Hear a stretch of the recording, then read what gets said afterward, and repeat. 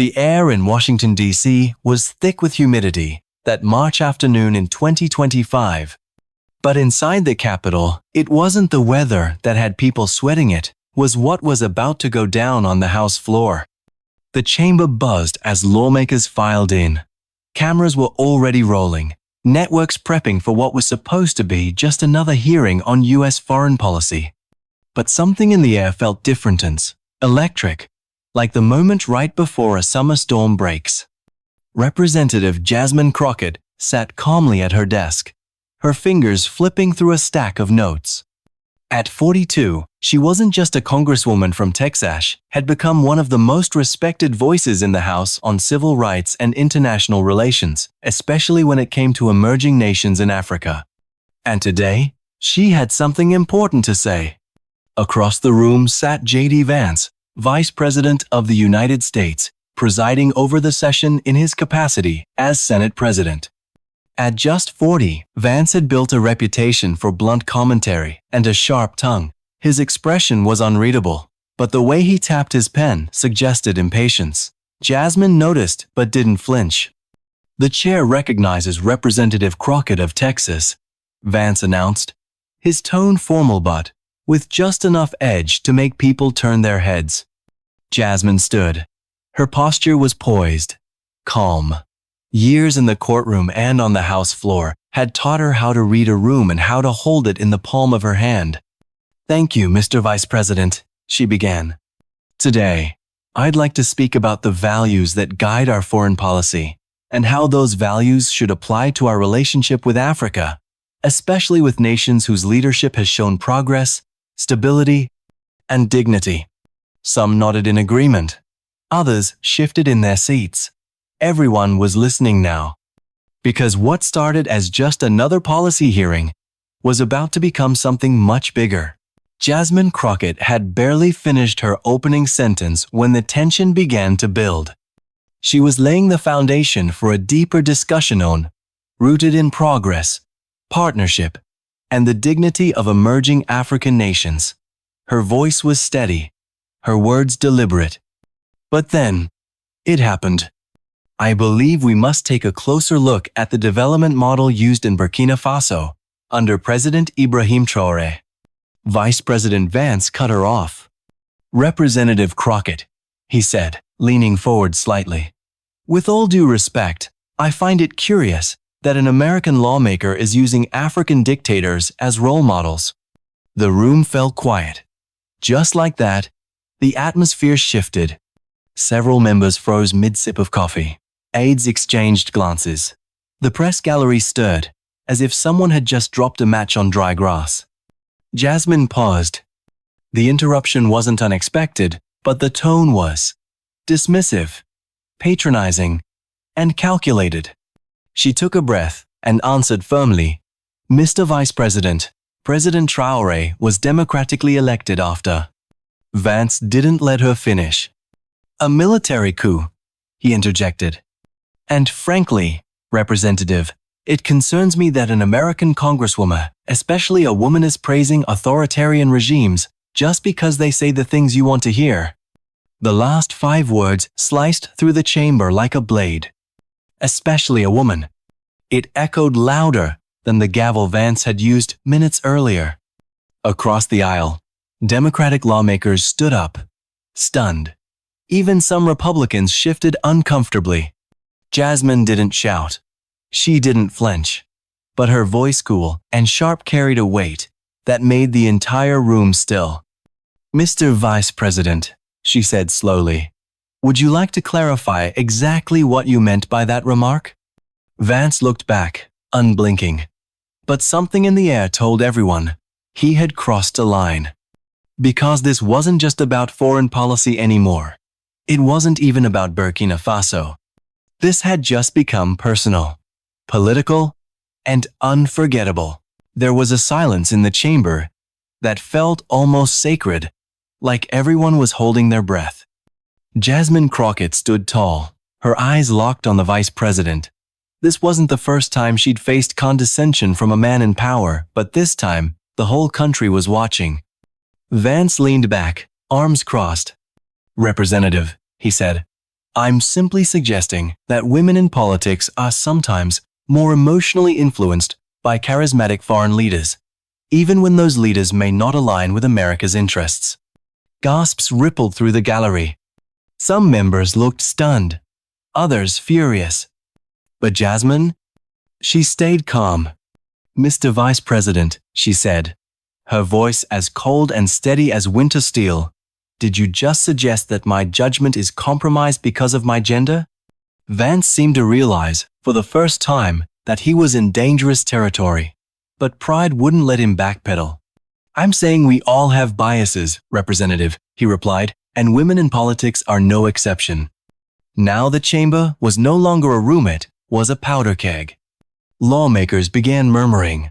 Phones lit up as journalists tweeted live. Hashtags were already trending. But Jasmine wasn't done. She stepped forward slightly, the echo of her heels punctuating each word.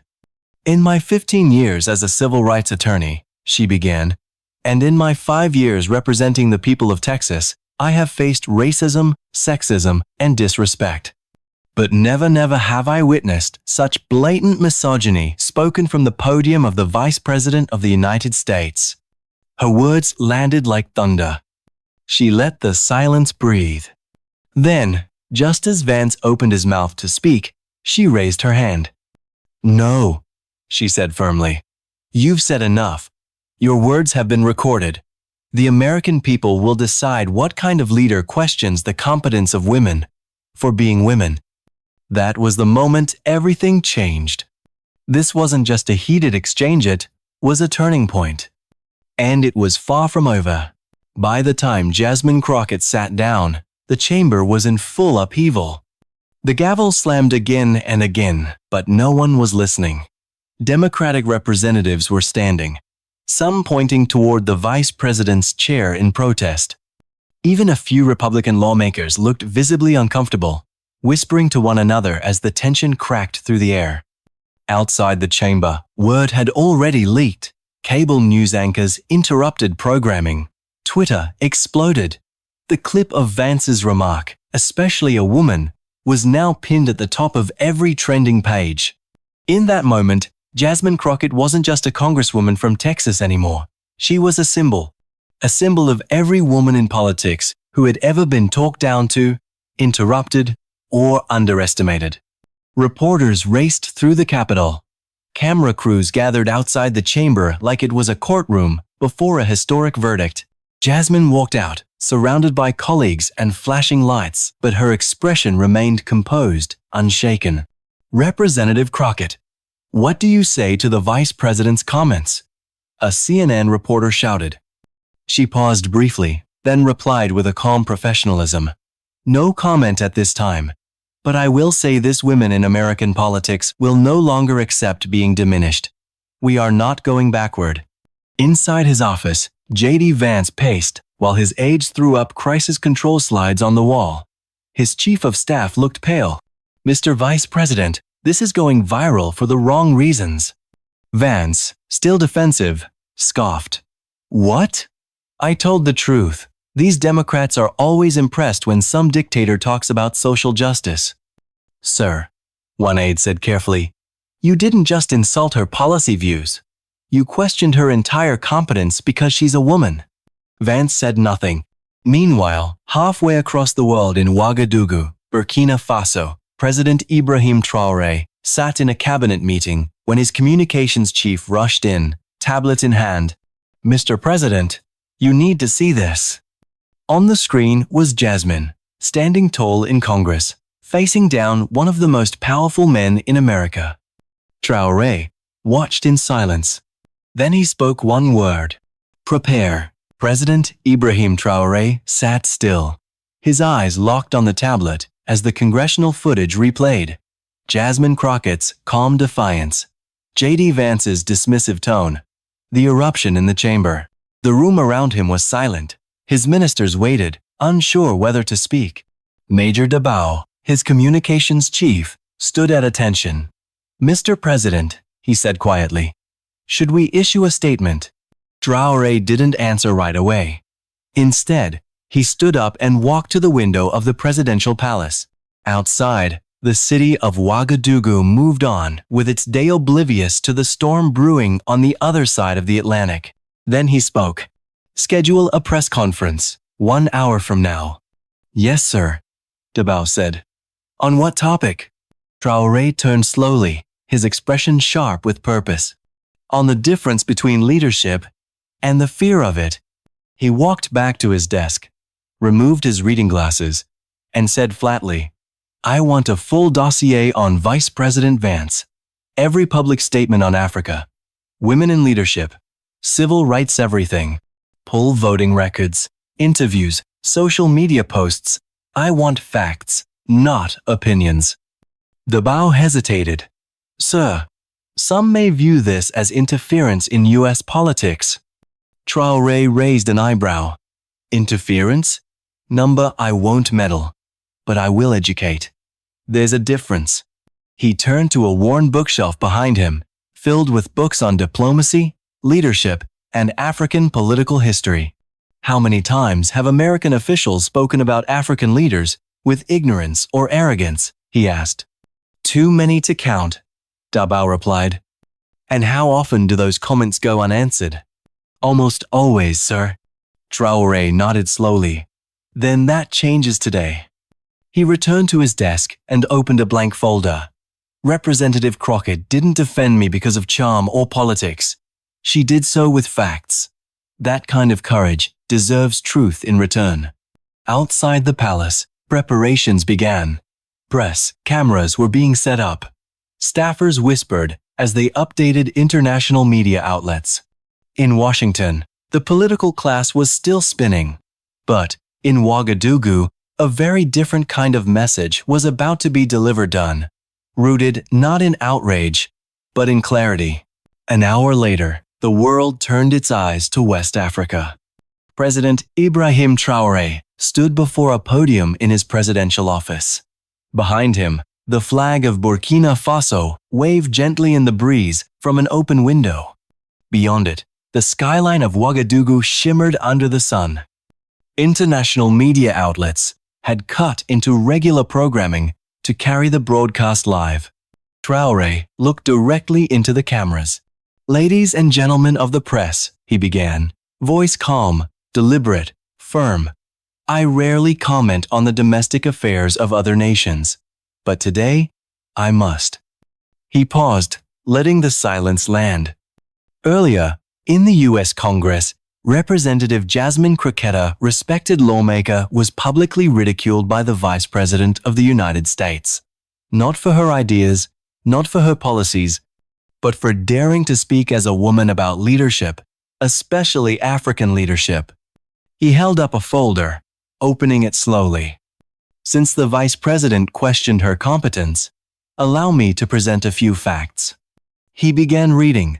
Jasmine Crockett, Juris Doctor from the University of Houston, graduated with honors, 15 years as a civil rights attorney, elected to Congress with 73% of the vote. He looked back up. That's what qualification looks like. Traoré's voice sharpened as he continued. Now let us consider the man who questioned her. J.D. Vance, venture capitalist, author of a book that blames the poor for their poverty. A politician whose convictions change with polls. He stepped away from the podium. But beyond resumes, there's something deeper here. Vice President Vance implied that women in politics are guided by emotion, by charm, rather than analysis. That is not just wrong, it is dangerous. He pointed toward the flag behind him. In my cabinet, 40% are women. My chief of staff is a woman. My minister of economy is a woman. And they are the most competent members of my government. Traoré looked back at the camera, eyes steady. Representative Crockett understood our country because she took the time to learn. She led with facts, not flattery. Her words were rooted in truth. Can the same be said of those who mocked her? He didn't wait for applause. Because this wasn't a performance. It was a reckoning. Back in Washington, the fallout was immediate. President Traoré's press conference had aired live on every major network. Clips flooded social media, Instagram reels, YouTube highlights, Twitter threads dissecting every sentence. Within hours, his words had circled the globe.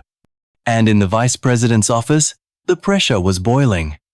J.D. Vance stood in front of a wall of muted television screens, each showing a different headline. Ibrahim Traoré defends American Congresswoman with facts. Burkina Faso. President teaches Washington a lesson in respect. Misogyny goes global and gets checked. His chief of staff was visibly rattled. "Sir, we're getting calls from both sides of the aisle. Media, donors, even conservative women's groups." Vance scoffed. "Since when do we let foreign leaders lecture us on democracy?" One aide stepped forward carefully. "With respect, Mr. Vice President." He didn't lecture. He countered. With data. With dignity. And it's making us look small. Silence hung in the room. Meanwhile, on Capitol Hill, Democrats were already organizing statements of support for Jasmine Crockett. Representative Ayanna Pressley tweeted, "Jasmine spoke truth. Vance showed fear. The world saw the difference." Even moderate Republicans were uneasy. Senator Susan Collins issued a carefully worded rebuke. Respect for women in leadership is not partisan. It's foundational. But the real heat came from the base. On right-wing radio, callers were furious not at Crockett, but at Vance. He made us look weak. He couldn't handle a question from a woman. He picked a fight with someone smarter, then got schooled on international television. At Mar-a-Lago, a leaked phone call revealed Donald Trump's private reaction. "JD's always been weird around women," Trump reportedly said. "This is gonna haunt us in 2028. And just like that, the political tides shifted. Jasmine Crockett, who had stood her ground with grace, now stood at the center of a movement. And Ibrahim Traoré, thousands of miles away, had become an unlikely moral compass for millions of Americans watching in disbelief. What started as a disrespectful interruption had become a global reckoning. And the vice president? He wasn't just losing the argument. He was losing the room. Jasmine Crockett knew the time had come. She had stayed silent long enough to let the public see the pattern, long enough for her words to carry not emotion, but clarity. She stood behind a podium at the Capitol later that afternoon. Her expression was calm, her voice steady. There were no theatrics, no anger, just a quiet fire that had been building since the moment she was interrupted on the House floor. "Thank you for being here," she began, eyes scanning the crowded press room. "Before I say anything else, I want to extend my gratitude to President Traoré of Burkina Faso." She paused. His defense of me was not necessary, but it was deeply meaningful. Not just for me, but for every woman who has ever had her competence questioned for simply daring to speak. Flashes went off as reporters leaned in. "But let me be clear," she said. "I don't need anyone's defense to validate my ability. My record speaks for itself. I've served my district with integrity. I've fought for justice in courtrooms and in Congress. And I didn't do it with charm, I did it with facts." Then she pivoted. "What's most striking to me," she continued, "is that it took an African leader halfway across the world to publicly show more respect for American women in politics than our own vice president did." The room murmured. An NBC reporter called out, "Representative, how do you respond to the claim that women are emotionally influenced by charismatic leaders?" Jasmine didn't hesitate. "It's ironic," she said with a subtle smile, "that a man who supported overturning a democratic election is now concerned about emotional judgment." She let that land. "My respect for President Traoré is based on measurable outcomes. Poverty reduction, literacy gains, democratic elections. That's not charisma, that's leadership." She stepped back slightly, then finished. "And if the vice president believes women in politics can't analyze policy without being emotionally swayed, then maybe he's the one confusing emotion with intimidation." A few reporters looked stunned. Others nodded slowly. Jasmine Crockett hadn't just defended herself. She had reframed the entire conversation. And now, the silence belonged to everyone else. The pressure had finally reached the boiling point. Inside the vice president's office, the atmosphere was frantic. Staffers were whispering, strategizing, arguing. Screens displayed media coverage from CNN to Fox News to Al Jazeera, all dissecting one thing: J.D. Vance's silence. "Sir," his communications director said carefully, "if we don't say something soon, this story writes itself. And right now, it's writing you out." Vance stood at the window, jaw tight, arms crossed. The problem wasn't just the backlash, it was the coalition forming against him. Republican women's groups were voicing concern. GOP moderates were pulling away. Even Trump had gone cold. In a damage control meeting, someone offered a draft statement. It was neutral, vague, designed to calm without admitting fault. Vance read it once, then twice. Finally, he nodded. "Release it." Hours later, his words hit social media. "My comments regarding Representative Crockett were poorly chosen. I respect the contributions of women in public service and acknowledge that my remarks did not reflect that respect." It wasn't an apology, but it was something. Reporters pounced immediately. Was it enough? Too little? Too late? When asked to respond, Jasmine Crockett chose her words with the same grace that had defined her from the start.